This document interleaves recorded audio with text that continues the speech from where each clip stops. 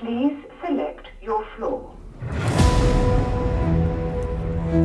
Go already.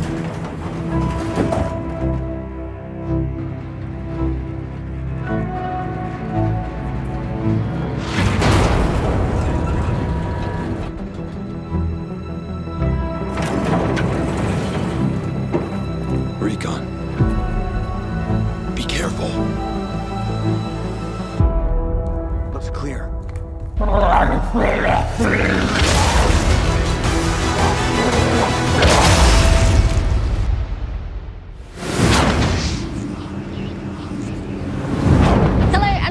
To the second episode of Dying to Know. If you missed the first episode, you can still catch it on YouTube, where you'll learn more about the game, about the release date, and catch the latest gameplay trailer.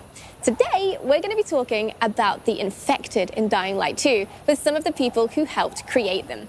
But right now, I'm sure you're wondering, where is Jonah? Well, Jonah is hard at work right now in LA recording some of the voices for Dying Light 2, so we'll forgive him for his absence. But he has left a message for you. Hey guys, good news. I'm in LA and we're finishing up voice recordings for Aiden in Dying Light 2, and this particular quest we're working on right now showcases a lot of the disgusting, horrific freaks of nature that you're going to fight in the game itself. The better news is that the episode today of Dying to Know focuses almost entirely on those monsters, and Leia is going to tell you all about them, and it's going to be fantastic. The bad news is I'm not going to be there in the studio, at least this time. I'm going to be in this studio recording lines for a while. But Leia's going to take good care of you. We're going to make sure that you get everything you need to know, and I think I got to go back to work. Leia, the stage is yours. Good night, good luck, and remember to stay human. Thanks, Jonah. Well, we might not be in sunny LA right now, but we do have something just as exciting to talk about: the monsters. We're going to be looking at how they're created. We're going to be venturing into the night in a new gameplay trailer. We're going to be seeing what's new on TechlandGG and more. But first, let's take a moment to thank our amazing community. You. We love seeing you react to our content, and your comments help motivate the entire team. So thank you. Over 750,000 of you tuned in to the first Dying to Know live stream. Over 10 million of you have watched the first gameplay reveal trailer, and over 17 million comments have been left across our social media channels on all platforms. It's amazing. Thank you. There is literally nobody we would rather explore the darkness alongside than you. Our first guest today is Timon Smektauer, the lead game designer for Dying Light 2 Stay Human. Hello, Timon. Hi, hello. Hello, welcome to the show. So we're talking about monsters today, and where do monsters start? They start in the imagination of the game designers like yourself and the others. So what can you tell us about them? So first of all, I think it's important to say that our monsters used to be sick and suffering people who just didn't manage to find UV light or any other cure in time. The virus causes them a lot of pain and it makes them suffer. And they are not driven by hatred, but by instinct, their new nature. Right, okay, so what does that process look like for turning from a human to a monster? So at first, you get symptoms similar to fever. And at this stage, the process can still be slowed down or even paused. But if you spend too much time in darkness, the sickness progresses and your symptoms become more severe. And eventually, you will turn into a volatile, a quick, agile, aggressive, bloodthirsty monster. Right, and if it gets to that point, is there anything you can do? Is it reversible? Well, unfortunately, once you have turned, there's no way to revert it. And now the UV light becomes your enemy, so if you spend too much time in the sun, you will degrade into a slow-moving and shambling biter. So with that sun sensitivity then, so it's fair to say you're kind of safe outside in the daylight, apart from the biters? Well, yes and no. Of course, you will see less monsters on the streets than during the night, but you will still encounter some. As the sun weakens them, they try to find a place to hide, usually inside buildings. Okay. But don't go into those nests at day, as they are swarming with the infected. Right, okay. So, I mean, if I fancy going in during the day for some reason, is there any chance of survival? No, absolutely no. So, because if you do it during the day, it's a certain death. Right. But you can explore those places at night. Okay. And because of that, we have greatly improved our stealth mechanics. So now you can go through the entire dark zone completely unnoticed. That is, as long as you stay quiet and don't misstep. Right, okay, which is like my kryptonite because I will absolutely kick a bucket back. No, absolutely, don't do that. Never do that. Never kick. No, never kick the bucket. No. You're dying. And not only that, but you can encounter other special infected as well.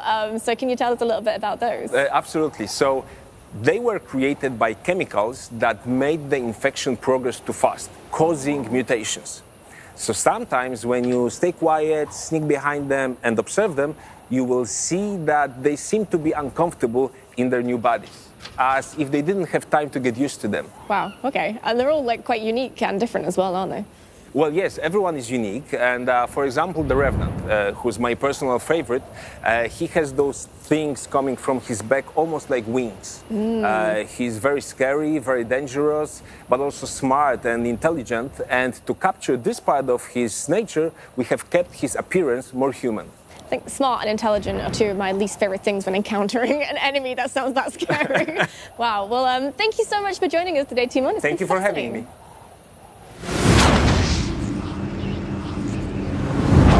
And now, why don't we take a sneak peek at some of those monsters in action in this brand new gameplay video. So, you have an army here? The peacekeepers. Seriously riling up the bazaar folks. I'll proceed with caution. Are we going? You wanted to show me something? Sure. Follow me. You won't get far without a biomarker. Without it, you don't know when you turn.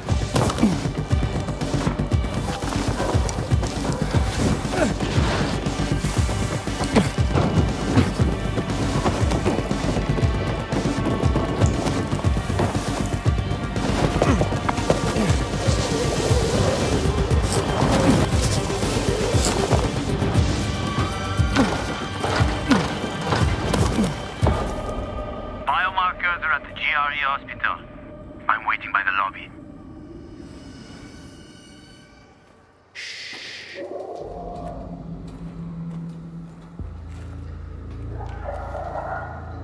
Sleeping Beauties.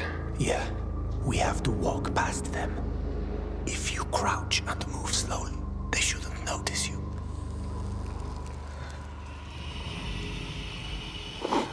Get too close, and you're done for.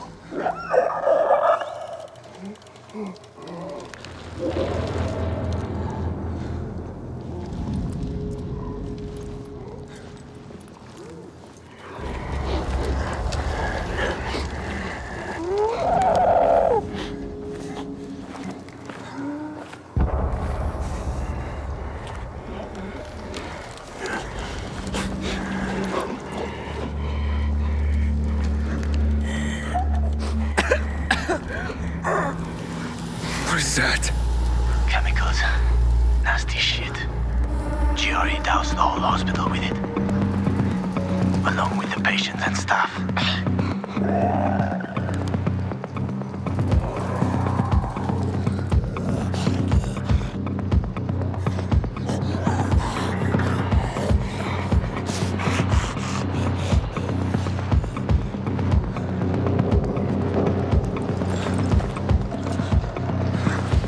Wanted to stop the infection at all costs.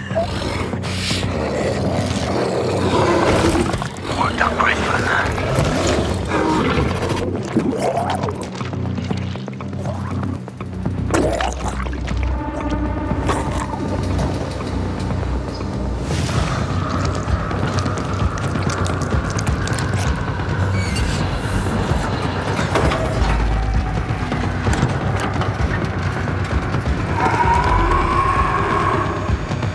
We got company here. Don't move.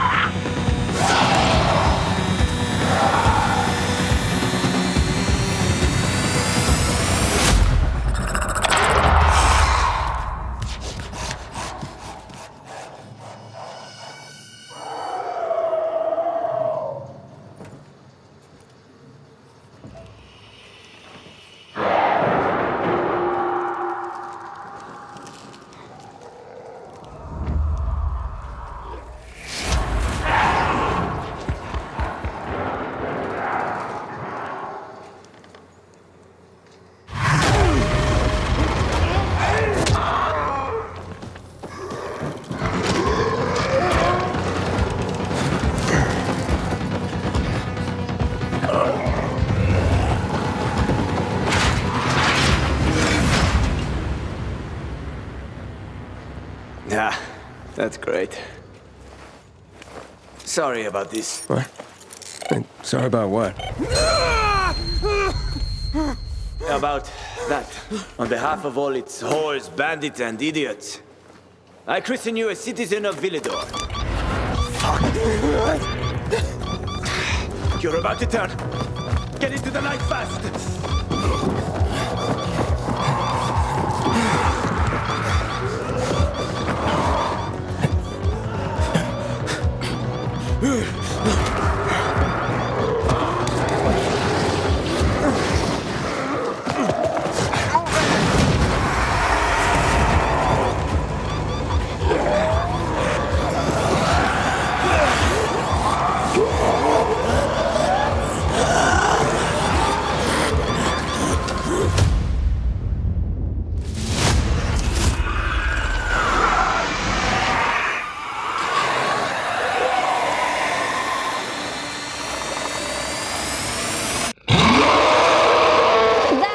Wild. And if you want to see how the creatures we've just seen were created, Kasia Bech, the lead character concept artist, and Dominik Vashenko, the lead 3D character artist, are here to tell us more.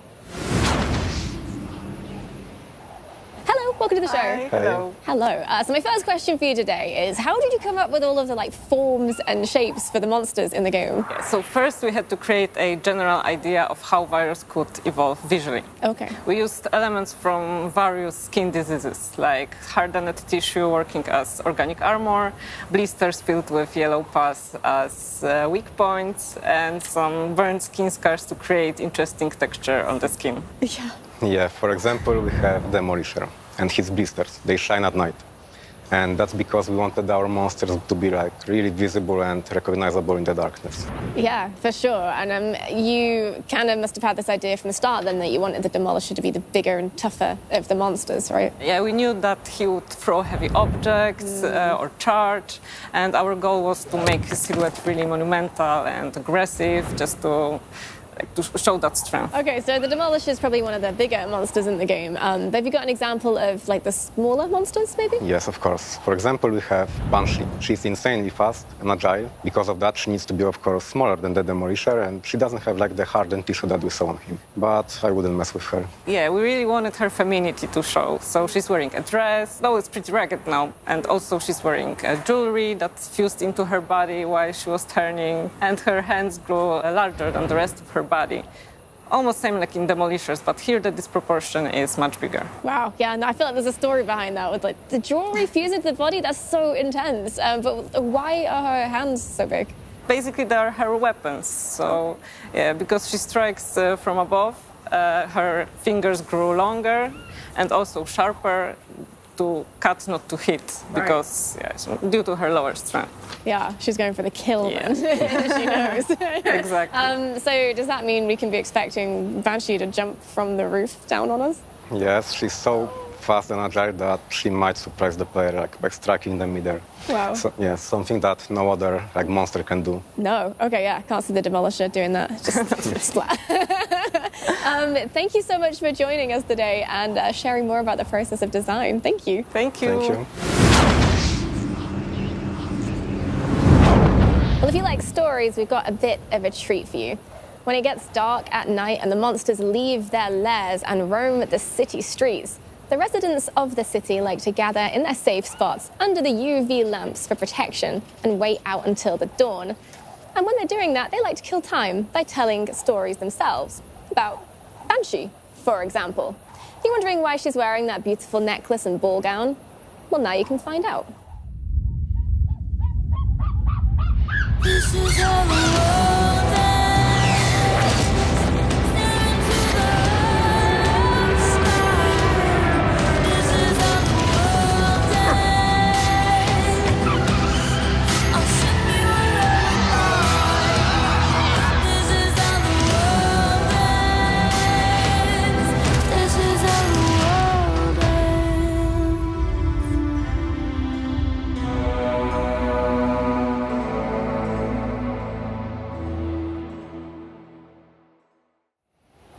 Techland have partnered with Dynamite to create a comic series, and this is just a teaser of what to expect. You can get a physical copy yourself in stores soon, but if you head to techlandgg.com, you can also get a digital version for free.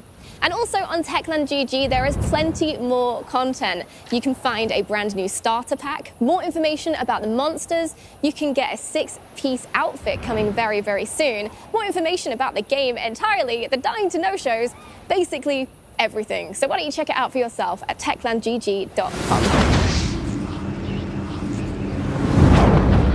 I feel like I know quite a lot about monsters now, but if there's one thing that intrigues me, it's how do you make something so inhuman and terrifying come to life in-game? Luckily, we have the one person who can answer that question here with us today. It's Dying Light 2's animation director, David Lubrica, and he's here to tell us more. Welcome, David. Hello, welcome. Hello.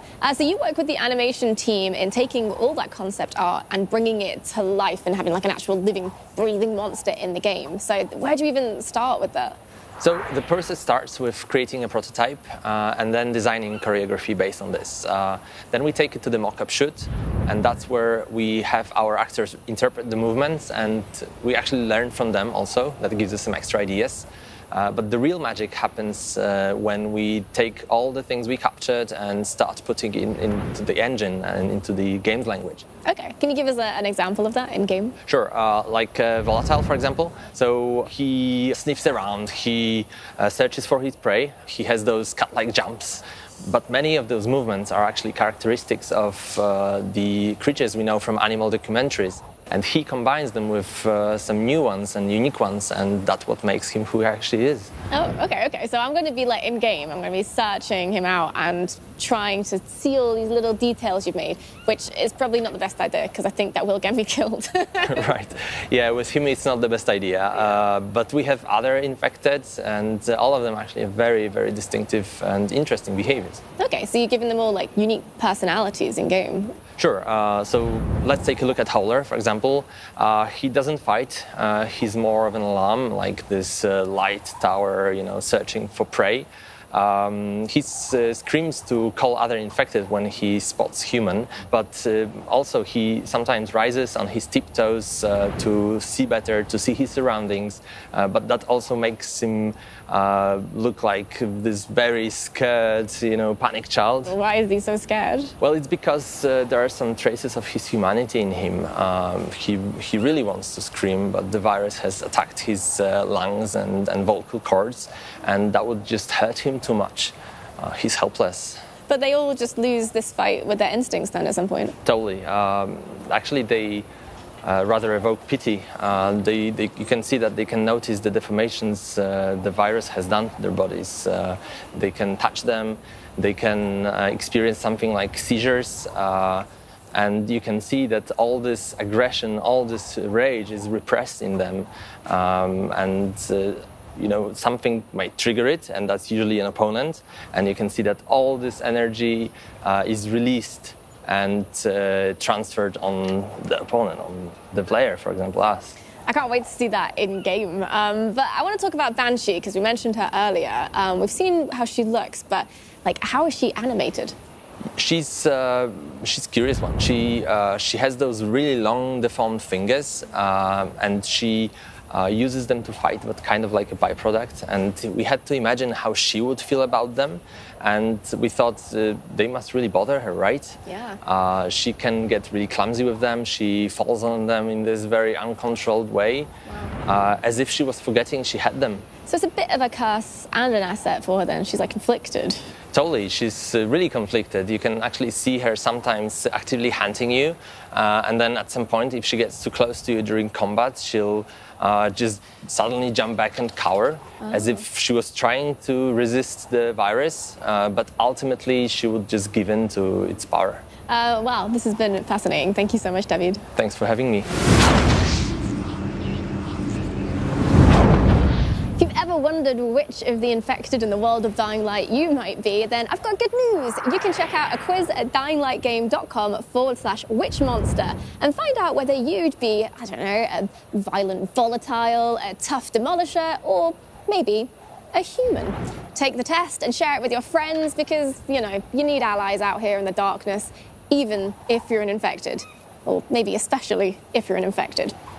And if you can't wait until December the 7th to find out more about the world of Dying Light, why not check out what's been added to Dying Light 1? Within the last month, over 500,000 new players have entered the world of Dying Light, and we've had the highest number of active players across all platforms since launch, which is amazing. You are amazing. Thank you so much for your support and your interest in the world of Dying Light. More and more fun content is on the way to Dying Light 1 also, like the Savvy Gamer DLC or the 4th of July event. And if you head to TechlandGG, you could get your hands on this in-game weapon, the Wasp. So, why not check out TechlandGG? As if you needed more reason to. More and more fun content is added to the game regularly, so keep checking it out with more coming soon. All right, well, since Dying to Know is about the world of Dying Light 2, there's still something else we need to hear about, if you pardon the pun, because we're going to be talking about the sound design of Dying Light 2. If you've ever wondered about where the roaring, the growling, the screaming that covers the streets of the city at night comes from, then you're in the right place, because we're going to be talking to one of the lead sound designers to tell you more. Senior sound designer To XboxBG is here with us today. Hello. Hey, nice to meet you. You too, hello. So, first question. Do the monsters have their own language? They technically are not herd creatures, so they didn't develop sounds to communicate with each other, although there are some exceptions. For example, Howler, when attacked, he would scream to alert other infected, and then you can get yourself into really big troubles very, very, very soon. Let's talk about the process of actually creating those sounds, though. So you have to imagine what a volatile might sound like from scratch, and where do you even start with that? Well, the virus deformed the infected in very different ways, and you have to reflect it in their voices. So, for example, the acid-spitting monster, has to have sound with some kind of acidic characteristics, some watery, hissing stuff in it. And there is the Banshee, a woman monster, and her voice is high-pitched and vibrating and really, really scary. So you work alongside your twin brother Wojtek, and he also records a lot of the sounds that you use to create these monsters, and we actually have a video of that process, so we can have a closer look at what that entails.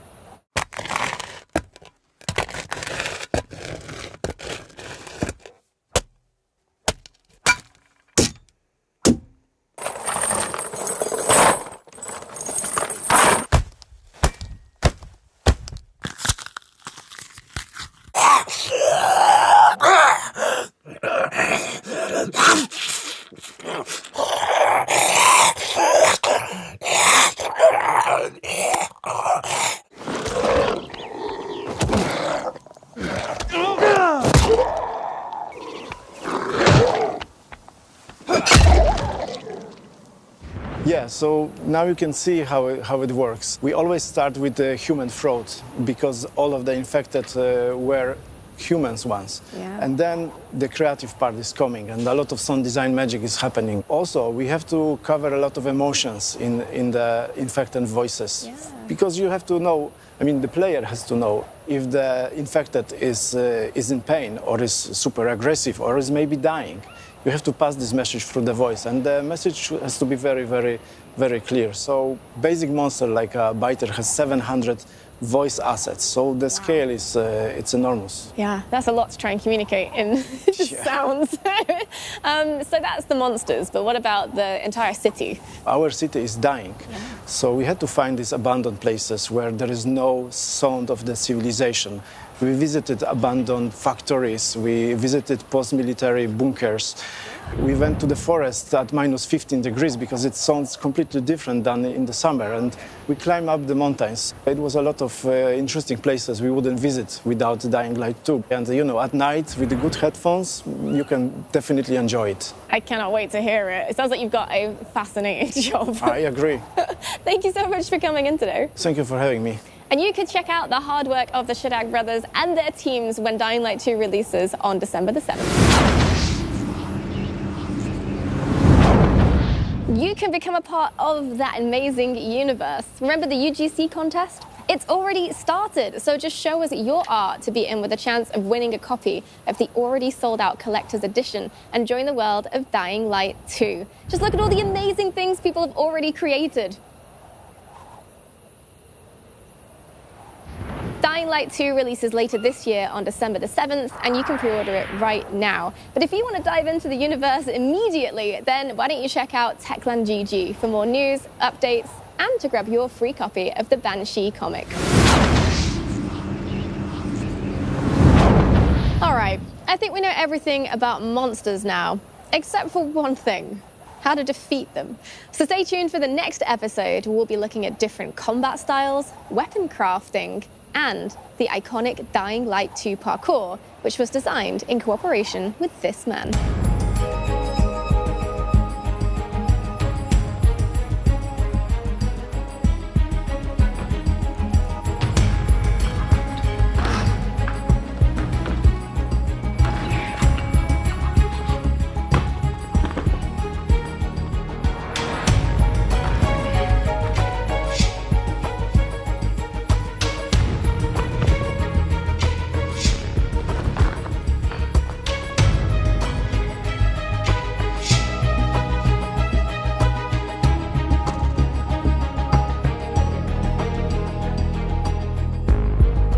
Bien sûr, il y aura des mouvements originels de David Bell, maintenant c'est à vous de les trouver.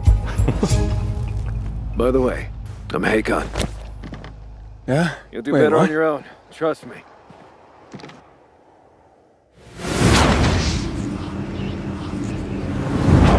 Thanks for watching episode 2 of Dying to Know. And remember, the virus isn't the only thing that makes a monster. So stay human.